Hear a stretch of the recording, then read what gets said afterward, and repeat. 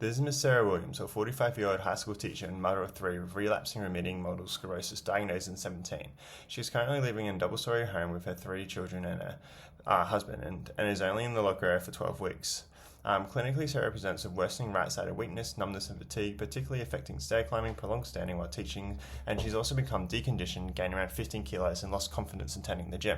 Pathophysiologically, MS is an autoimmune demyelinating disease of the central nervous system where inflammatory damage to myelin disrupts neuroconduction and reduces motor drive. In Sarah, this presents as sensory and pyramidal impairments with an estimated EDSS of approximately 4.5, meaning she remains ambulatory but has clear functional limitations and fatigue impacting daily life. To understand Sarah's presentation, it's important to understand relapsing remitting MS, which accounts for around 80% of all MS cases. During a relapse, immune-mediated delamination disrupts nerve signal transmission, causing symptoms such as weakness, numbness, and fatigue. This is because the myelinated pathways no longer is as efficient and the signal starts to leak and becomes reduced and sometimes becomes temporarily blocked and then leads to permanent changes due to this being a progressive disease. For Sarah, this presents predominantly on her right side and contributes to reduced mobility, stair difficulty, and decreased standing endurance at work. Her loss of confidence has led to reduced physical activity and a 15-kilo weight gain. Sarah currently takes better to reduce relapse frequency, while Ventolin is used to manage her asthma and support her exercise participation.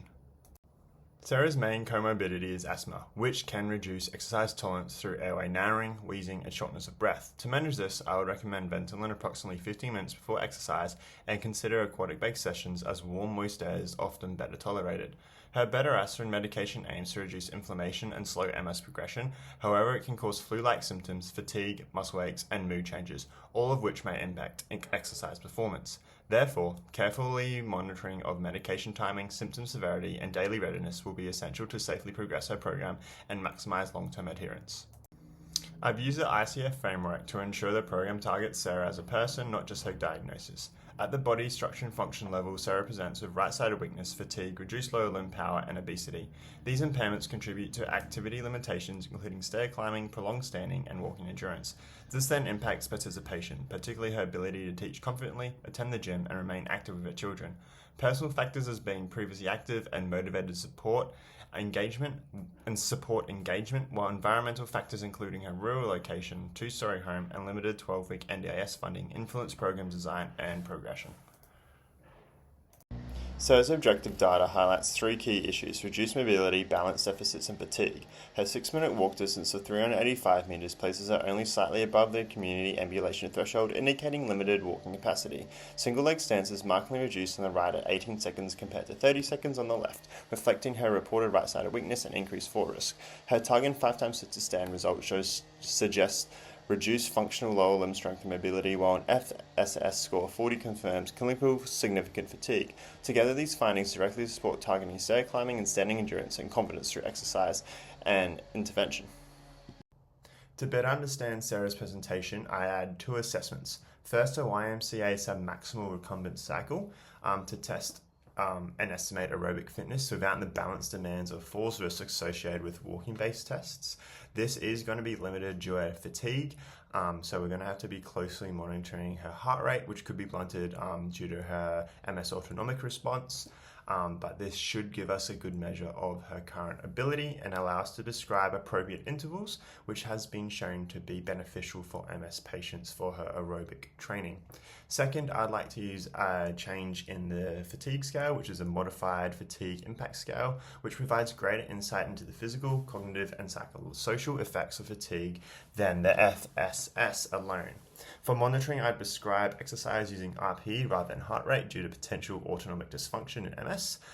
Before each session, I'd screen fatigue, symptoms, and asthma status, and monitor for any new neurological symptoms or delayed fatigue responses over the following 24 hours. These client-centered goals were chosen directly from Sarah's main priorities and daily challenges that she presents with.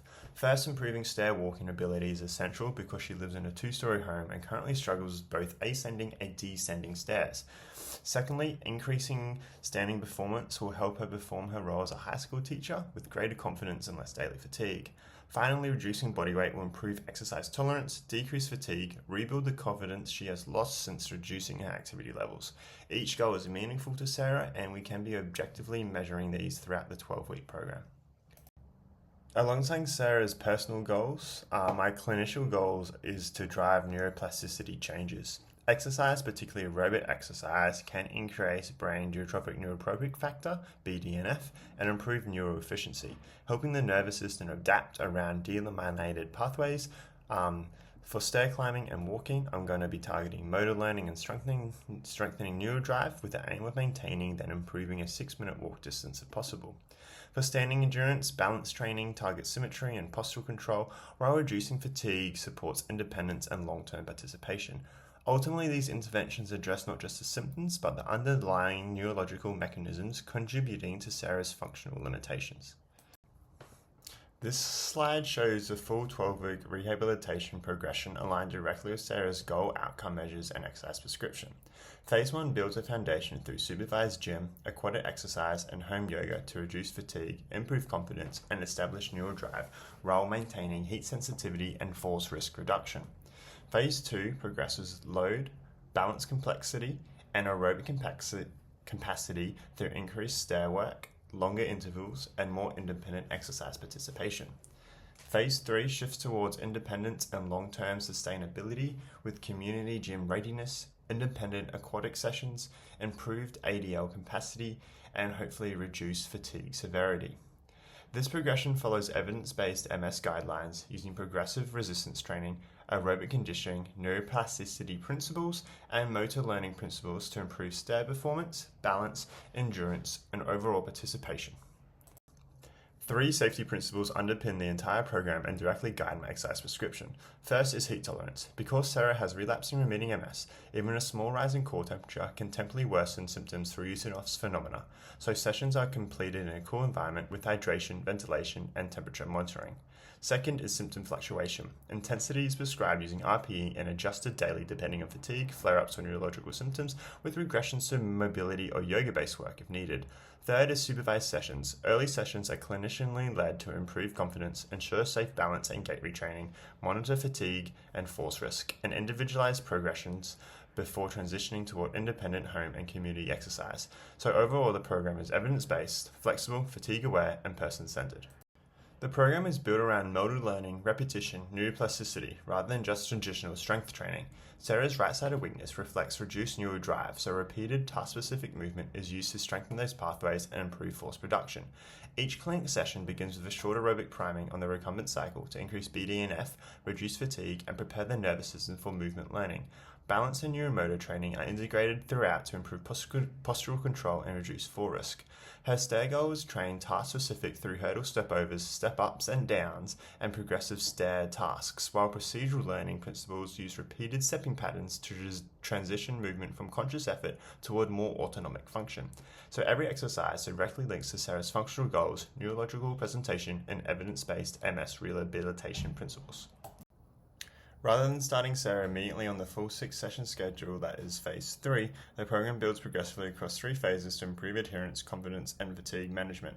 Phase 1 establishes a foundation with 3 sessions per week, 1 supervised resistance and aerobic clinic session, 1 home yoga session, and 1 supervised aquatic aerobic session to build routine, movement confidence, and exercise tolerance without excessive fatigue. Phase 2 increases to 5 sessions by adding a second clinic-based resistance session and another home yoga session, altogether building aerobic capacity, lower limb strength, balance, and task-specific stair function while still allowing recovery. Phase 3 progresses to the full integrated schedule shown here. 2 clinic sessions, 2 home yoga sessions, and 2 aquatic sessions across the week with 1 rest day. This final phase aligns with ESSO and KIM guidelines for resistance, aerobic balance, and flexibility training, while the home and pool sessions provide low-cost aerobic volume, flexibility, and fatigue management that will remain sustainable when Sarah returns to her rural community. This is Sarah's first in-clinic session, so starting off with a recumbent cycle for that BDNF factor with a 10 to 12 RPE, and we're making sure that we're not building up any fatigue in this here. We have hurdle stepovers for gait training, making sure that we're getting safe foot clearance over obstacles, 10 each side, and then we've just got some basic mobility, iron cross, and threading the needle. We have some seated stomps here as well, so this is due to her age and probably going through menopause, so we do still need to try to maintain bone density. So starting off here, then we have dynamic balance and then static balance there to reduce fall risk. During the first week, we are starting off with 1 set per exercise. This is due to the high fatigue she's feeling, and we're resting up to 2 to 4 minutes per exercise as well. We're going to make sure that we're monitoring her RPE throughout as well, as we want her to be feeling fairly good after this first initial session to encourage adherence to the other programs. So we have like the stand up and throw, so practicing that gait and stair specific task with a bit of a fun activity of throwing the ball, as she used to play netball, so we thought this would be suitable for her. And then we've got the single arm seated row. We've also got a lateral step over for gait retraining. And then we've got single leg press, as that legs were off symmetry with the strength there. And then we've even got some calf raises. We're doing a seated one instead of walking tasks here due to the fatigue that she's feeling. And then we have her aerobic training in intervals down here at low RPEs.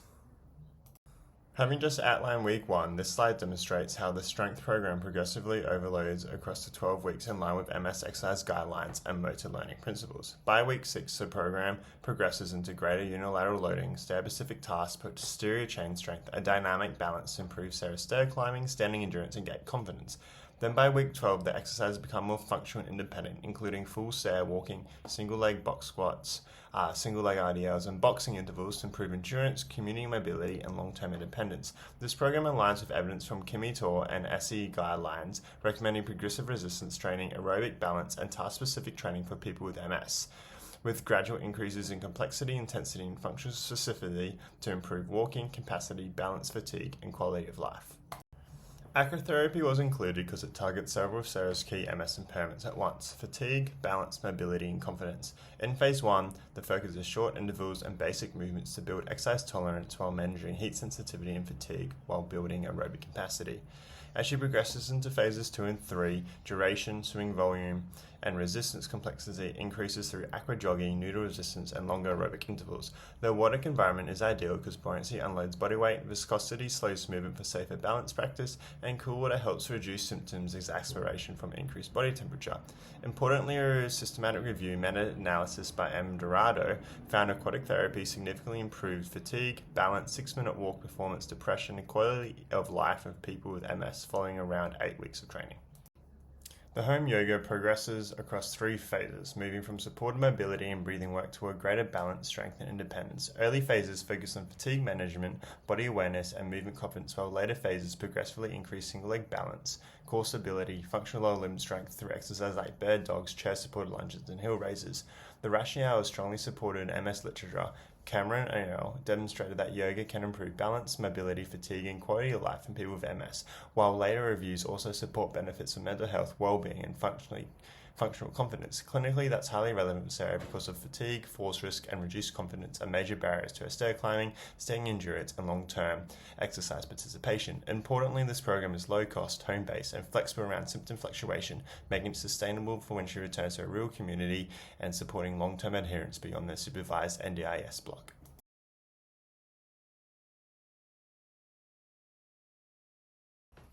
The first exercise I selected is a step-up task because it directly targets Sarah's primary goal of improving stair walking. For Sarah, I could progressively increase step height and then the step down component as well. She steps over and then she also steps down, so she's got that descending foot control as well, which is important for the stairs.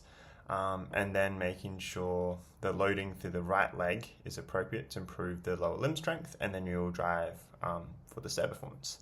For Jeffrey, who is a 75-year-old stroke survivor with a left hemiparesis and foot drop, the challenge is stroke-related upper motor neuron impairment causing reduced limb clearance and control, which limits safe community ambulation and increases his fall risk. I would reduce the step height and use parallel bars or rails for support and have him lead with the stronger limb and consider ankle-foot orthosis. The safety focus on falls prevention, fatigue monitoring using RPE rather than the heart rate, because the metoprolol may blunt his heart rate response. For Tony, presents very differently with a T3 Asia B classification spinal cord injury. Because he has limited voluntary lower limb motor function below T3, the step up is going to be replaced with upper body strengthening tasks such as bench dips and tricep dips, which can be done from his chair. Or even FES assisted standing if he has access to this at the facility. The rehabilitation goal shifts towards the transferability and wheelchair propulsion, which is directly linked to his AFL participation, while it protects his shoulders that he relies on for his mobility. And key safety considerations include autonomic dysreflexia, blood pressure monitoring, thermoregulation, pressure sore management, and ensuring that he doesn't train alone initially for safety reasons. For Kenzie, who has spastic diplegic cerebral palsy, I would use a low step and handrail and reduce repetitions and slow the movement tempo to improve motor control and manage the increased tone.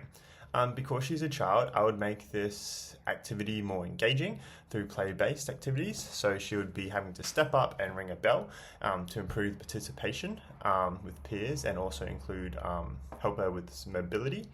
And then safety considerations include close supervision throughout this, fatigue management, and then seizure precautions due to the medication tetradrall use, and also get our parents involved when appropriate.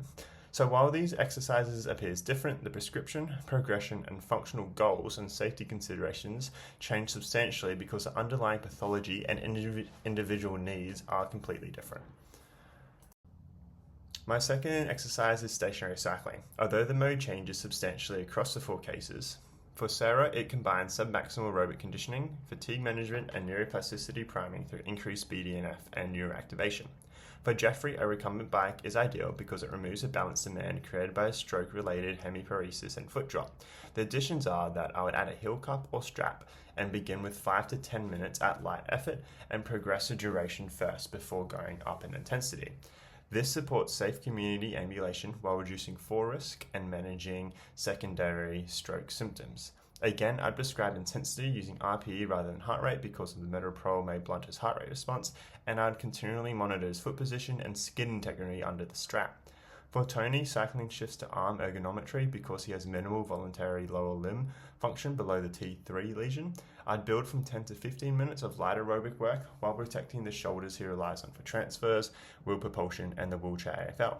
Key safety considerations include autonomic dysreflexia, overheating due to impaired sweating below the lesion, and skin protection, so sessions remain short in a cool environment. For Kenzie, I would move away from traditional cycling and use aquatic aerobic exercise instead. Because she has spastic diplegic cerebral palsy primarily affects the lower limbs. Aquatic exercise allows buoyancy to unload body weight and reduce force risk.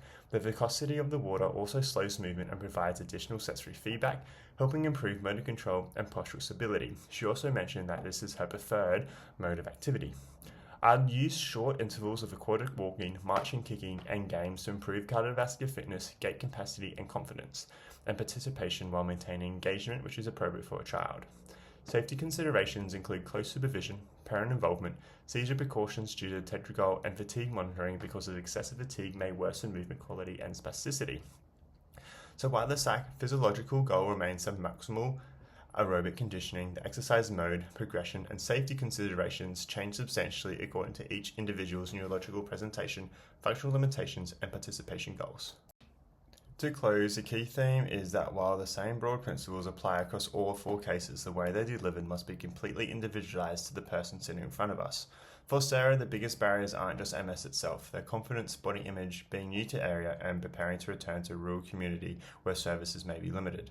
I'd offer female-only pool training options if preferred, schedule around her teaching commitments, involve her husband and children where appropriate, and focus heavily on building sustainable routine she can continue independently after funding ends. The aim is just not to symptom management, but long-term participation and self-management once formal support finishes. For Jeffrey, cultural safe becomes a major consideration. As an older Aboriginal man recovering from stroke, I'd use a more conversational, yarning approach rather than the relaying purely on formal paperwork. Involve his wife and family in decision making and connect the program to meaningful goals such as attending community events and spending time with his grandchildren. Given the emotional impact of the stroke, I'd celebrate small wins and focus on rebuilding confidence and participation in community life. For Tony, family involvement and communication are critical. His Vietnamese family has limited English, so interpreter support and written education would help ensure everyone understands autonomic dysreflexia, skincare, transfers, and exercise safety. As a young man, I'd ensure the program supports his goals around independence, employment, and participation in wheelchair AFL, giving him a strong sense of ownership over the rehabilitation process and long-term self-management. For Kenzie, the program needs to be child-focused, play-based, and family-centered. Parent involvement is essential, and because she has relocated from Jordan, I'd consider cultural preferences around modesty, swimming participation, and family expectations. I'd liaise with her school and teachers' aid to help transfer improvements into daily function, school participation, and social participation with friends where appropriate. Across all 4 cases, family plays an important role, but in different ways. The same applies to exercise prescription, safety monitoring, and goal setting. Importantly, every program is designed to maximize long-term self-management, independence, and participation once formal NDIS-supported intervention ends. Ultimately, the diagnosis guides the exercise prescription, but the individual's goals, environment, culture, support systems, and functional limitations determine how the program is implemented safely and effectively. That's what makes exercise physiology truly person-centered and what turns 4 very different neurological conditions into 4 successful and sustainable programs.